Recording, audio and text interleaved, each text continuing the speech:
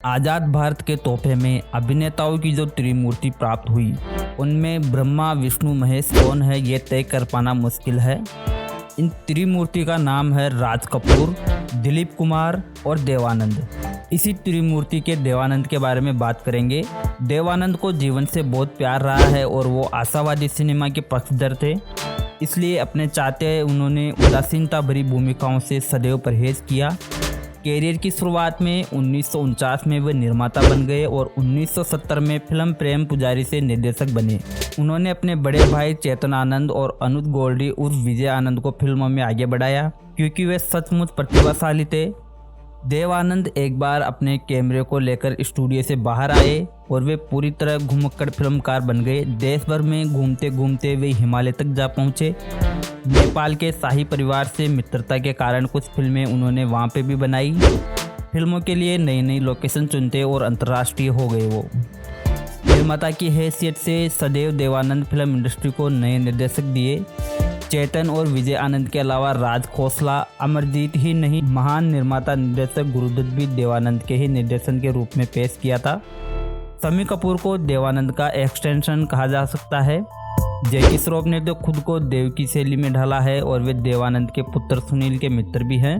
आमिर खान की गिनती भी देव शैली के अभिनेताओं में ही की जाती है। देवानंद ने एक इंटरव्यू में कहा था कि मैं सोचने विचारने से संबंध रखने वाले परिवार से आया हूँ। उनको अपने पिता की विद्वता पर सदा नाज रहा है। अपने निर्देशक भाइयों की सूझबूझ और कल्पनाशीलता से वे अभिभूत रहे हैं। अंग्रेजी साहित्य में BA ऑनर्स करना भी उनकी विशेषता थी। प्रारंभिक फिल्मों में धोती कुर्ता पहनकर पेश हुए देवानंद ने विलायती बाना धारण कर लिया और अपनी रंगीन तबीयत के अनुकूल गले में स्कार्फ बांधना शुरू किया। वेस्ट शर्ट की सबसे ऊपर वाली बटन बंद रखते थे। अपने कई फिल्मों में कई तरह की हैट का फैशन भी उन्होंने चलाया। अब देवानंद की पोशाक आम भारतीयों की पोशाक है। देवानंद ने राजनीति में भी थोड़ी दिलचस्पी दिखाई थी। शुरू में वे कांग्रेस के समर्थक थे। आपातकाल के बाद कांग्रेस से उनका मोह भंग हो गया। देवानंद कुछ अपवादों को छोड़कर लगभग सभी समकालीन अभिनेत्रियों के साथ देवानंद ने काम किया है। उनमें से कुछ अभिनेत्रियां तो ऐसी थी जो दिलीप, राज, देव तीनों के साथ समान रूप से आई, जैसे विजयंतीमाला, नरगिस, मीना कुमारी, मधुबाला, गीताबाला, वहीदा रहमान जैसी कई अभिनेत्रियां थी। पिछले 4 दशकों में उन्होंने कई लड़कियों को ब्रेक भी दिया फिल्मों में, जिनमें जीनत अमान और टीना मुनीम भी शामिल है। ड्रीम गर्ल हेमा मालिनी राज कपूर के साथ 1968 में फिल्म सपनों का सौदागर में पहली बार पर्दे पे आई थी, लेकिन सबसे ज़्यादा 9 फिल्में उन्होंने देवानंद के साथ ही की। अपनी पत्नी कल्पना कार्तिक के अलावा देवानंद ने सुरैया, गीता बाली, वहीदा रहमान और जीनत अमान के साथ आधा दर्जन से अधिक फिल्में की। देवानंद अपनी फिल्म हम दोनों में उन्होंने गाया था, हम हर फिक्र को धुएं में उड़ाता चला गया, लेकिन धूम्रपान उतना ही किया जितना अभिनय के लिए आवश्यक था। शराब को भी दवा की तरह पिया, सिर्फ एग्जाम और वह भी पार्टी में भाग लेने वाले मेहमानों का मान रखने के लिए। पिछले 50 वर्षों से अभिनेताओं की कई पीढ़ियों ने जाने अनजाने में देवानंद से प्रेरणा ली है। उनकी अभिनय प्रतिभा को सिर से नकारने वाले भी कभी कोई कमी नहीं रही है।